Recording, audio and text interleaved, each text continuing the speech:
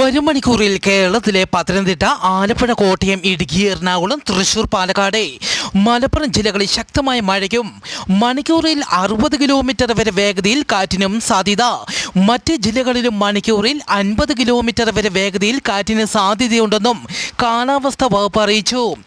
ബംഗാൾ ഉൾക്കടലിൽ ഒഡീഷ തീരത്തിന് സമീപം രൂപപ്പെട്ട ന്യൂനമർദ്ദം അടുത്ത 24 മണിക്കൂറിനുള്ളിൽ തീവ്ര ന്യൂനമർദ്ദമായി മാറും. പടിഞ്ഞാറൻ കാറ്റ് കേരളത്തിന് മുകളിലൂടെ വരുന്ന 5 ദിവസം ശക്തമാകുകയും ചെയ്യും. വരും ദിവസങ്ങളിലും കേരളത്തിൽ അതിതീവ്ര മഴ തുടരും. ഇന്ന് കോഴിക്കോട്, വയനാട് ജില്ലകളിൽ റെഡ് അലർട്ട് പ്രഖ്യാപിച്ചു. കോട്ടയം, എറണാകുളം, ഇടുക്കി, തൃശൂർ, പാലക്കാട്, മലപ്പുറം, കണ്ണൂർ, കാസർഗോഡ് ജില്ലകളിൽ ഓറഞ്ച് അലർട്ടും പ്രഖ്യാപിച്ചു. ഇറാന്റെ തെക്ക് പടിഞ്ഞാറൻ ഭാഗത്തെ 10 കിലോമീറ്റർ താഴ്ചയിൽ 5.3 തീവ്രത രേഖപ്പെടുത്തിയ ഭൂകമ്പം റിപ്പോർട്ട് ചെയ്തു. UAEയിലും പ്രകമ്പനം അനുഭവപ്പെട്ടു. നാശനഷ്ടങ്ങളൊന്നും റിപ്പോർട്ട് ചെയ്തിട്ടില്ല.